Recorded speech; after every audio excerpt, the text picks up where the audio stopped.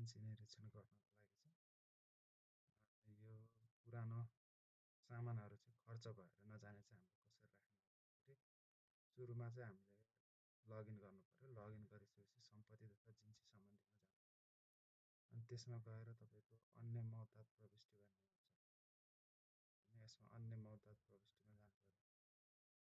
अनि अन्य मौताद प्रविष्टिमा गएर तपाईँको यसमा चाहिँ एड न्यूमा जानु पर्यो है। एड न्यूमा गएर अनि हामीले चाहिँ यहाँ चाहिँ तपाईँको प्राप्तिको सोर्स चाहिँ पुरानो मौताद प्रविष्टि भनेर राख्छौँ। अनि यसमा चाहिँ 2082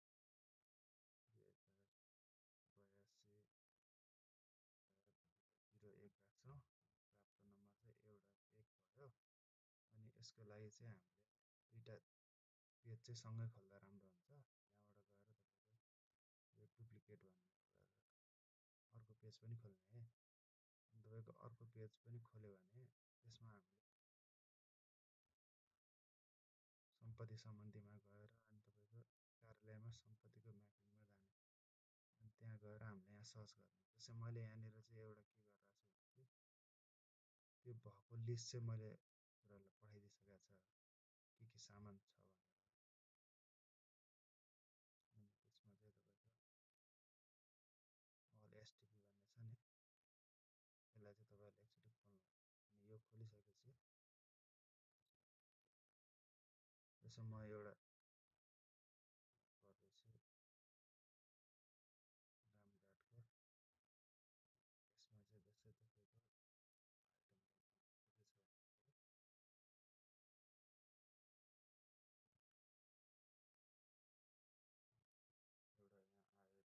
आयो अक्सिजन कन्सन्ट्रेटर भनेर आयो होइन।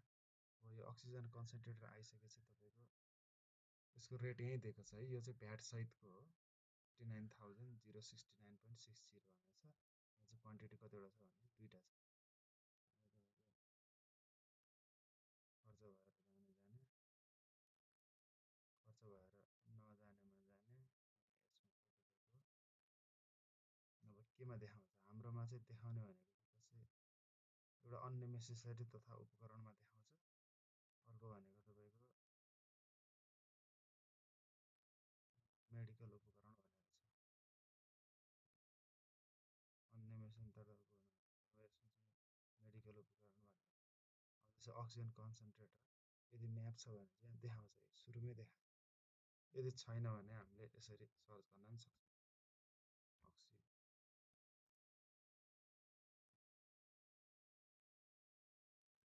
यसरी हाल्यो भने हामीले यसमा पनि देखाउँछ। यसमा देखाउँछ हामीले चाहिँ अब खर्च भएर नजानेमा राख्नुपर्ने भएको हुनाले यहाँ देख्छौँ है। हामीले यहीँ देखाएको छ कुन समूहमा जाने भनेर। खर्च भएर नजानेमा जानु पर्यो सुरुमा, अनि खर्च भएर नजानेमा गयो। अनि सेकेन्ड के भनेको छ भने चाहिँ यहाँ म्यापिङ गर्दाखेरि अन्य मेसिनरी तथा उपकरण भनेको छ होइन। अन्य मेसिनरी तथा उपकरणमा गयौँ, त्यसपछि ठ्याक्क यहाँ के देखाइरहेछ भनेपछि मेडिकल उपकरण भनेर देखाइरहेको, मेडिकल उपकरण देखाइरहेको। अनि यसलाई हामीले चाहिँ ठ्याक्क यसलाई म्याप गर्नु पर्यो यदि देखाएन भने चाहिँ होइन। यो म्यापिङ गर्दाखेरि तपाईँहरूले सर्च गरेर जाँदा नि हुन्छ। यसरी सर्च गऱ्यो भने कहाँ कहाँ जाने भनेर यहाँबाट आफै देखाउँछ। अन्य मेसिनरी उपकरण यो भनेको छ, यहाँबाट यहाँ जानु, अनि त्यसपछि यहाँ जानु, त्यसपछि यो आउँछ 004 भनेर है। यो गरेर चाहिँ तपाईँको यो स्पेसिफिकेसनमा ड्यास दिनु। अनि परिणाममा कतिवटा छ, दुईवटा छ। अनि त्यहाँ रेट कति दिएको छ भनेपछि 89,000.065 दिएको छ। यहाँ दिएको छ 89,059.60, 89,059.60 छ है। यो भइसकेपछि हामीले यसलाई प्लस एड गर्यो है। अब अरू पनि होला नि त्यहाँ तपाईँको खर्च भयो, जस्तै तपाईँको 5,000 भन्दा माथिको छ भने त्यो चाहिँ खर्च भएर नजाने सामानहरू। अब यसमा तपाईँको अक्सिजन कन्सन्ट्रेटर भयो। अनि अब अर्को छ यो सेमी अटोमेटेड बायोकेमिस्ट्री एनालाइजर भन्ने छ है।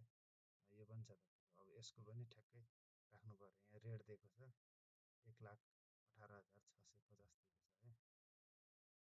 अनि यसमा तपाईँको सेमी अटोमेटेड देखाएन है। अब यहाँ हामीले म्यापिङ गर्नु पर्यो। सेमी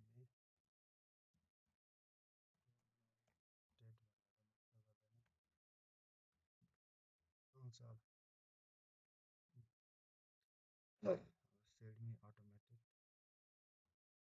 यहाँ सेमी अटोमेटिक बायोकेमिस्ट्री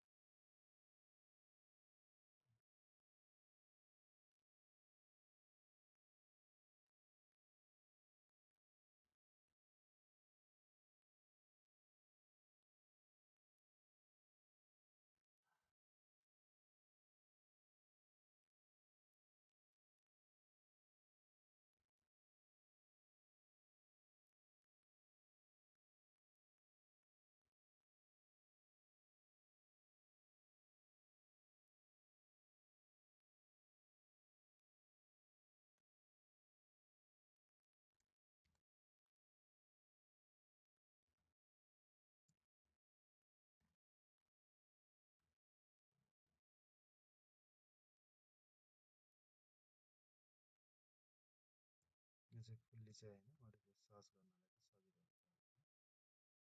त्यही आइटम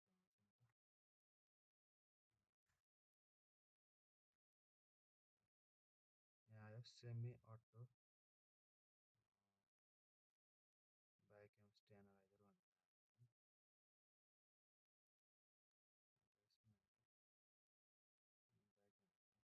यसलाई म्यापिङ गर्नु ठ्याक्कै आउँछ कुनमा भने चाहिँ अन्य अन्य मेसेज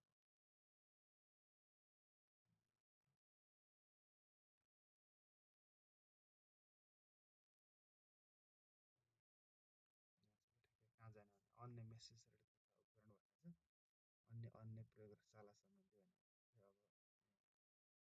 अब यसरी गर्नु होला पच्चा भएर नजाने अनि त्यसमा त्यही अन्य मेसेज अब यहाँ के भनेको छ प्रयोगशाला सम्बन्धी भनेको छ यो ठ्याक्कै यो कोड नम्बरै राख्दा पनि भइहाल्यो ठ्याक्कै आउँछ 1006 गऱ्यो भने ठ्याक्कै आउँछ कहाँ जाने भनेर त्यो सिस्टमले अटोमेटिक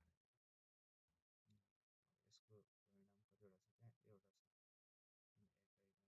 यसको दर भनेको तपाईँको भ्याट सहित हो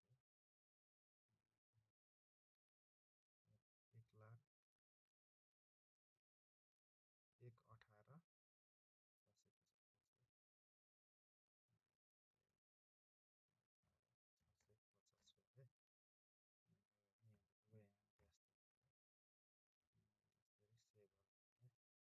सेभल भयो यसरी नै तपाईँको यो कति कतिवटा आइटमहरू छन् ल्याबको छुट्टै फिजियोथेरापीको छुट्टै यसरी गर्नुभयो भने अझै राम्रो हुन्छ त्यो भयो अब यसलाई गरेर तपाईँको ठ्याक्कै फरवर्ड गर्नु फरवर्ड गरिसकेपछि तपाईँको स्वीकृत कतामा पठाउनु पऱ्यो जस्तै यो रामघाटको भन्ने छ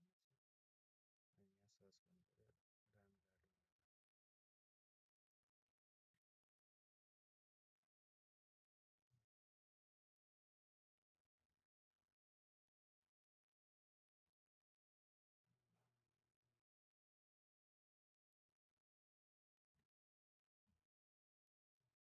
रामघाट यहाँ छ रामघाट प्रथम संस्थान अब इन्चार्जलाई यहाँ अब के लेखिदिने अब पुरानो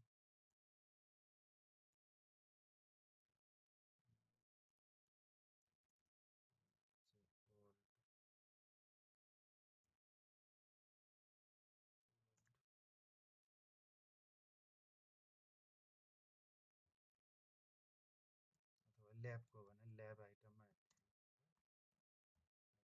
ठ्याक्कै एस गरिदिने एस गर्दैछ ठ्याक्कै फरवर्ड होइन अब यो फरवर्ड हुन्छ, यो फरवर्ड भइसकेपछि अर्को केमा आउँछ भने चाहिँ अब नेक्स्ट स्टेप भनेको हामीले दाखिलामा 403 भने दाखिलामा जान्छ कि दाखिलामा गएर तपाईँको ठ्याक्कै एड न्यूमा गएर यहाँ आर्थिक वर्ष ठ्याक्क छनौट गर्ने।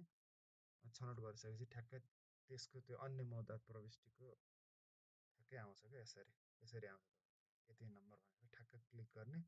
क्लिक गरिसकेपछि यसमा चाहिँ अलिकति चाहिँ के भन्छ भने चाहिँ यो दाखिलामा चाहिँ हामीले चाहिँ त्यो तपाईँको ऊ राख्नुपर्छ। दाखिलामा चाहिँ के राख्नुपर्छ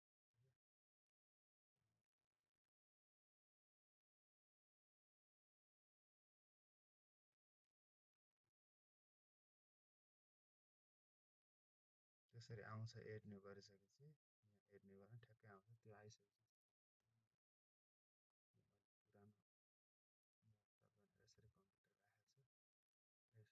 यसमा चाहिँ ठ्याक्कै यो यस्तो चाहिँ वान वान आउनुपर्छ कि यो ठ्याक्कै आइसकेपछि एडिट भइसकेपछि यहाँ चाहिँ हामीले राख्नुपर्छ क्या।